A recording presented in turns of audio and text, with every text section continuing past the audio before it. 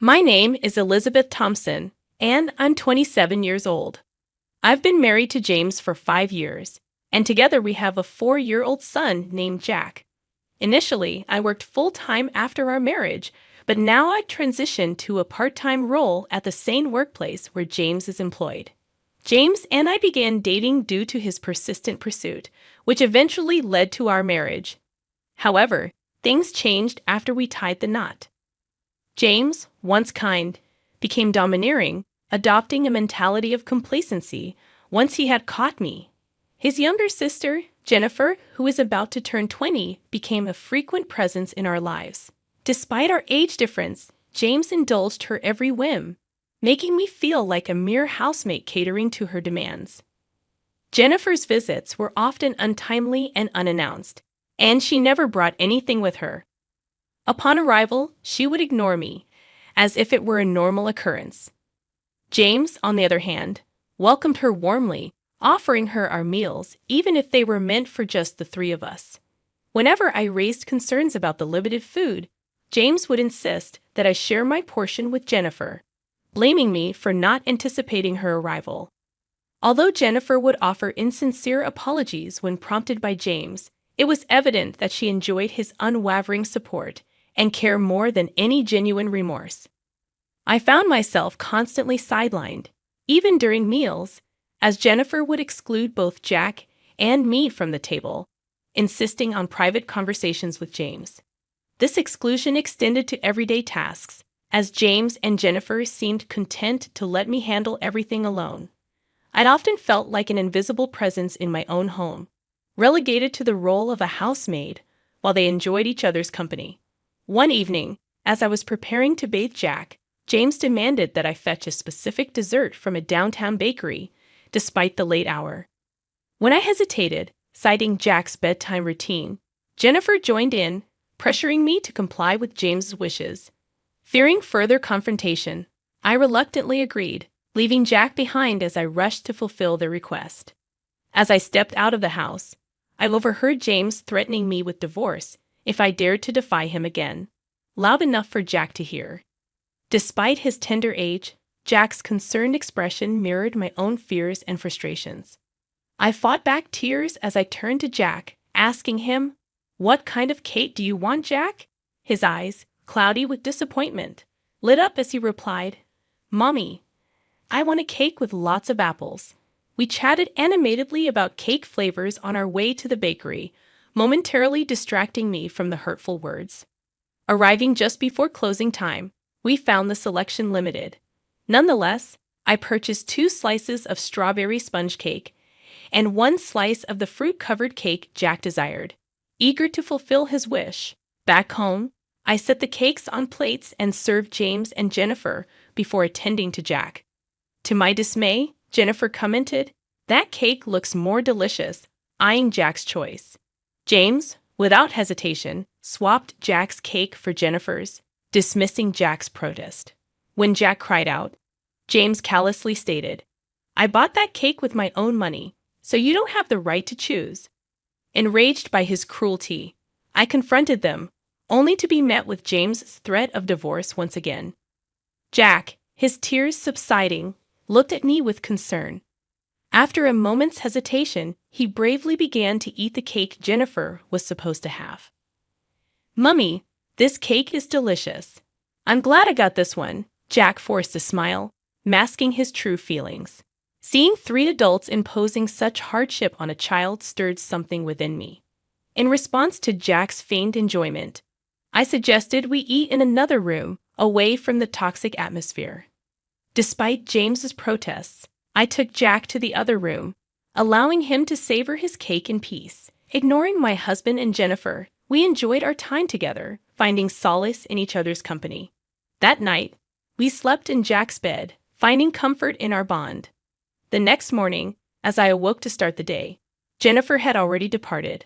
While tending to James and Jack, I heard Jack crying. Rushing to him, I discovered his porcelain piggy bank, a gift from my father, shattered, its contents missing.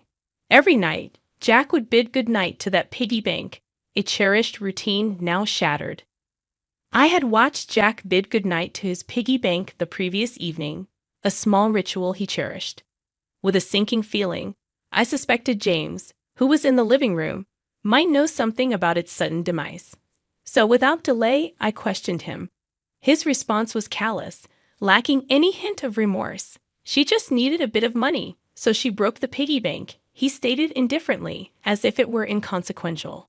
As Jack cried, I tried to console him, but soon found myself overcome with tears, unable to hold back the flood of emotion. I could endure the mistreatment from James and Jennifer, but seeing Jack left unprotected and wondering what he meant to James filled me with a sadness and anger I had never known. A mix of emotions surged within me, overwhelming my composure.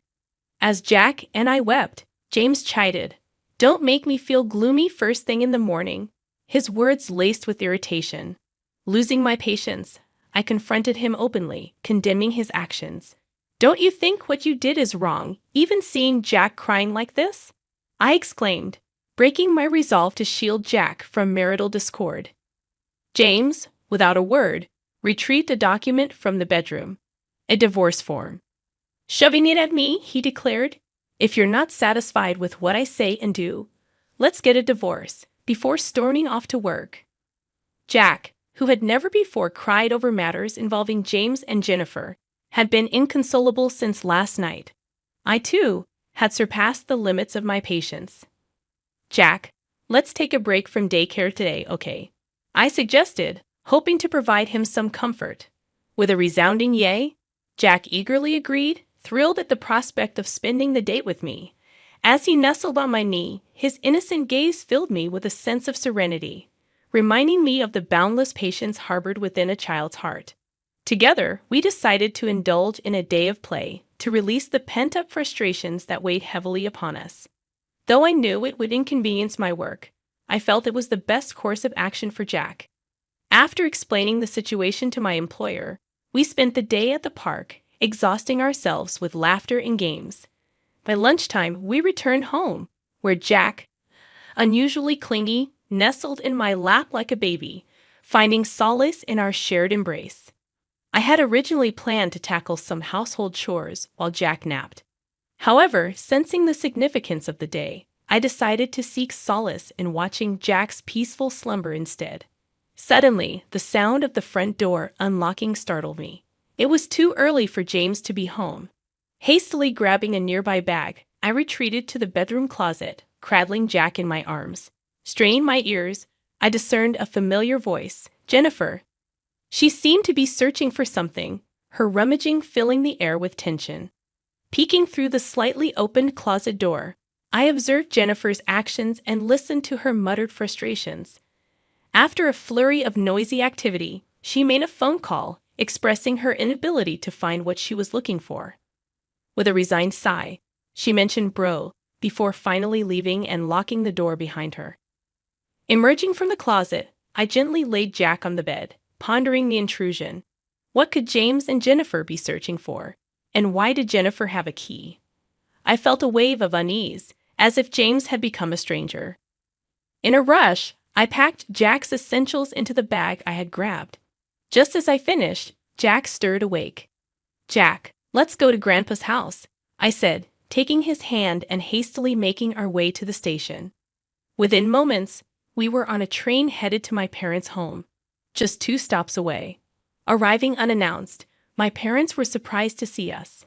Jack wasted no time in playing with the family dog, his laughter easing my tension. As I explained the unsettling events to my parents, I couldn't shake the feeling of fear that lingered. I wondered if Jennifer's search was for something personal, perhaps my banking card from my single days. I became increasingly convinced that the missing item Jennifer and possibly James were searching for was indeed my banking card from my single days. This suspicion stemmed from the fact that I had once run a successful online shop for handmade goods, which had flourished with the help of friends I'd invited into the business.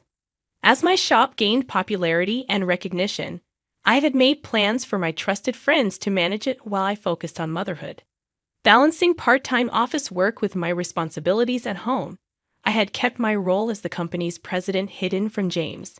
Despite his knowledge of my entrepreneurial past, I hadn't disclosed my continued involvement in the business. This secrecy stemmed from issues that arose after our marriage. James, who had a habit of spending his entire salary with no savings, had pressured me to become a full-time homemaker. Unwilling to accept his terms, we had settled on my working part-time. However, he had insisted I sign a contract limiting my claims to marital property, leaving me financially vulnerable. Throughout our marriage, I had received only a meager allowance for household expenses, covering the child's needs from my own earnings. James' presumption that I still had savings from my single days likely fueled his and Jennifer's search for my banking card. Nevertheless, I had taken precautions to safeguard my assets. I had a separate savings account for our child, to which I regularly contributed. The banking card they sought would yield nothing, as I had stored it in the family safe at my parents' home, following my father's advice. However, another concern arose when Jack tearfully confessed to breaking a piggy bank gifted by my father, failing to save money as promised. This infuriated my father, who was on the verge of confronting James when my mother intervened, urging caution. With no concrete evidence, acting rashly could worsen the situation, especially given James's casual mentions of divorce. This insight prompted me to reassess the situation, considering the implications of my husband's actions and Jennifer's unexpected intrusion. Fearing that James might exploit any perceived wrongdoing on our part to his advantage in the divorce, I made the decision to record their conversation, hoping to uncover their true intentions. In the meantime, my parents sought advice from a trusted family lawyer, a longtime friend of my father. Upon our return home, I began preparing dinner as usual, with my phone discreetly recording the unfolding events. True to expectations, James's first question was about the whereabouts of the banking card. When I pressed for an explanation, the conversation quickly escalated. He grew visibly agitated, demanding all my part-time earnings, citing my sister's supposed troubles as justification. Refusing to comply, I explained that I was saving for our child's future. In response, James thrust divorce papers at me, accusing me of arrogance and implying his sister's importance over Jack's well-being. Silently, I halted my dinner preparations, stashing the divorce papers in the bag I had packed earlier. Taking Jack's hand, I headed for the door, ignoring James' ultimatum. He warned me not to return, emphasizing his seriousness about the divorce, citing his discomfort with Jennifer's unrestricted access to our home. Leaving behind the familiarity of our home, I was bombarded with calls and emails from James, all of which I ignored as we made our way to my parents' house. There, I shared the recording with them and presented the divorce papers James had given me. Discussing our options, my parents acknowledged the potential harm a divorce could inflict on Jack's tender heart. Lost in contemplation, Jack's innocent request for food broke through the tension. My mother swiftly prepared his favorite dish, hamburgers, tears welling in my eyes as I realized the depth of my emotions. The floodgates of my emotions burst open, and I found myself unable to stem the tears.